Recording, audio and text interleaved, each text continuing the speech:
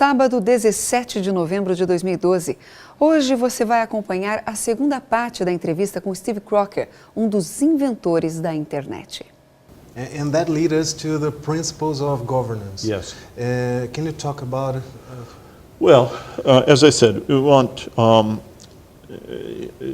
It's a difficult line, and it's not always clear exactly what to do. But you want enough governance to make it possible for everybody else to invent.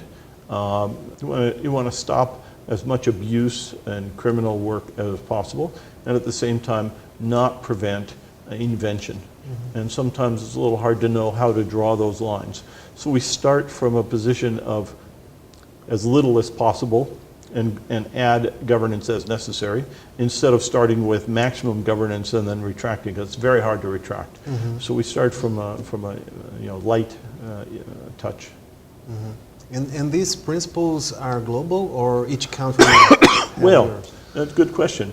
So the first thing is that it's natural to think about each country having its rules, and they do to some extent, but the fortunate accident, if you will, is that the internet, when it started, was small and didn't seem like such a big thing.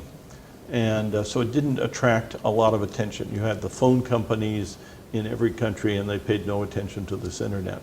So traditions developed in the internet for people to cooperate across the world, and to do so, again, as I say, in a way that involved a lot of cooperation and a minimum set of rules.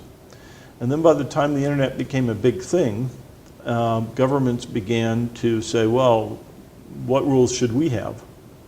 And then the governments around the world are each wrestling with that question in their own way. Some governments say, hey, this is very good. It has expanded the amount of industry. It's expanded the amount of benefit for our citizens. And some countries have said, this is interfering with our government control, and so we need to put some strong controls on. Information is power. Yes. So it's viewed as information is power. Now, I take the position that it certainly opens up life for everybody to have the internet. Will it solve all of human problems? Will it end war? Will it prevent corruption and so forth? No, unfortunately not. Mm-hmm.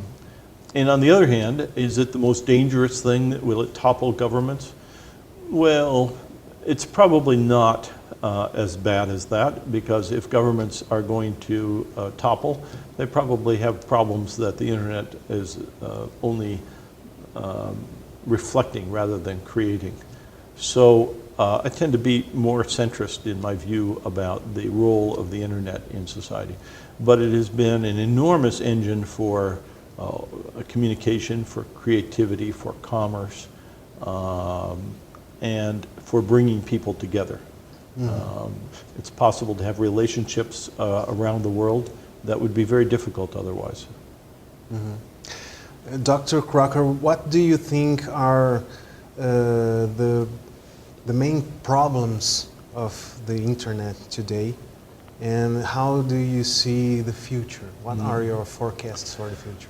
So I'll take the two questions that you ask as different questions.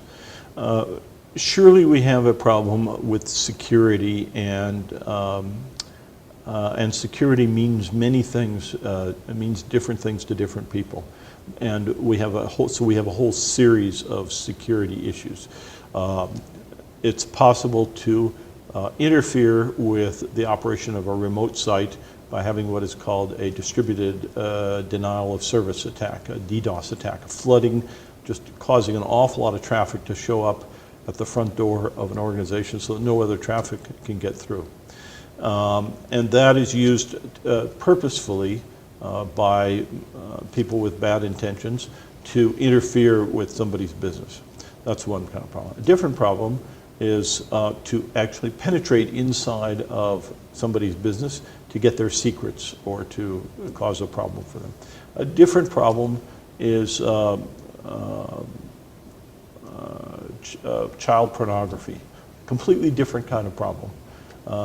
Yet another kind of problem is identity theft and so forth. So each of these and several others all fall under the umbrella of, quote, security. And indeed, even beyond these, there are people who are, there are governments and there are organizations that don't like certain kinds of content. And they want to make sure that that content does not reach its citizens, whereas in another country it might be perfectly okay. So many countries, including my own, has a very strong tradition of free speech, and other countries view that as problematic. So those are kind of problems that have to be dealt with. Some of them will have some technical solutions. Some of them will not have any good solutions, and in between the technical and the impossible will require cooperation at the legislative level and at the law enforcement level.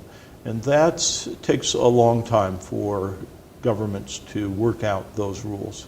And that's in progress, and there are pieces going forward. Ok, não sai daí, daqui a pouco a gente volta com o Dr. Crocker.